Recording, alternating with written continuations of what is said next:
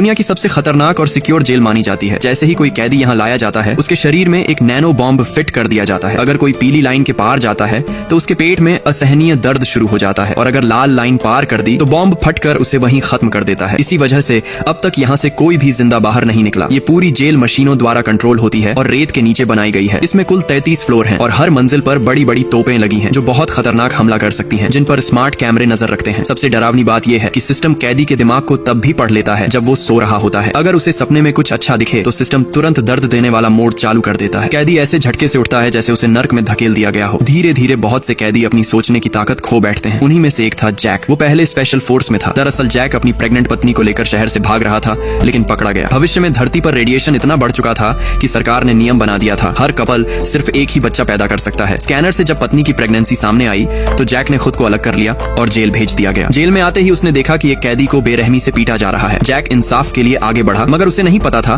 कि उस आदमी के माथे पर 8 डॉट वाला टैटू है, जो सिर्फ सबसे खतरनाक अपराधियों को दिया जाता है। वो आदमी बेहद ताकतवर था। जैक उसे हरा नहीं पाया। तभी कैमरे ने सब रिकॉर्ड किया और अलार्म बजा। तीनों को लेजर से बने पिंजरे में बंद कर दिया गया। हल्की सी हरकत भी उन्हें जला सकती थी। सिस्टम ने पूछा, झगड़ा किसने शुरू किया? कोई नहीं बोला। तब जैक आगे आया और खुद को दोषी बताया। उसे वार्डन के सामने ले जाया गया। वहीं उसे पता चला कि उसकी पत्नी भी किसी दूसरी जेल में कैद है। ये सुनकर जैक बेचैन हो गया, लेकिन तभी वही गुंडा पीछे से उस पर टूट पड़ा। वार्डन ये सब देखता रहा, बल्कि उसने ब्रिज हटाकर लड़ाई को और खतरनाक बना दिया। लेकिन जैक ने उसकी कमजोरी पकड़ ली और उसे हरा दिया। अब वो गुंडा ब्रिज से लटक रहा था। वार्डन ने आदेश दिया, इसे नीचे गिरा दो, लेकिन जैक ने पहली बार उसकी बात नहीं मानी, बल्कि उसे बचाने की कोशिश की। वार्डन गुस्से से पागल हो गया और कैदी को वहीं न्यूट्रॉन कैनन से उड़ा दिया। इसी दौरान जैक ने पास पड़ा एक बम चुपचाप छिपा लिया। उसके बाद उसे 360 DG घूमने वाली मशीन से बांध दिया गया और लगातार 3 दिन तक उस पर एक्सपेरिमेंट्स हुए। जैक टूट चुका था। अब उसका ख्याल जोन रख रहा था। उधर वार्डन ने जैक की पत्नी को अपने ऑफिस बुलाया, लेकिन उसने धोखा नहीं दिया, बल्कि मदद का रास्ता खोजने लगी। एक दिन उसने अल्कोहल में नींद की दवा मिलाकर वार्डन को पिला दी। तभी वार्डन ने जैक के दिमाग को स्कैन करना शुरू किया और उसकी यादों में उतर गया। जैक ने सपना देखा कि वो बचपन में एक गड्ढे में फंसा है। तभी किनारे पर उसकी पत्नी आई और हाथ बढ़ाया। जैसे ही छोटा जैक उसका हाथ पकड़ता है, जैक अचानक असली दुनिया में जाग उठता है। उसे पूरा यकीन हो गया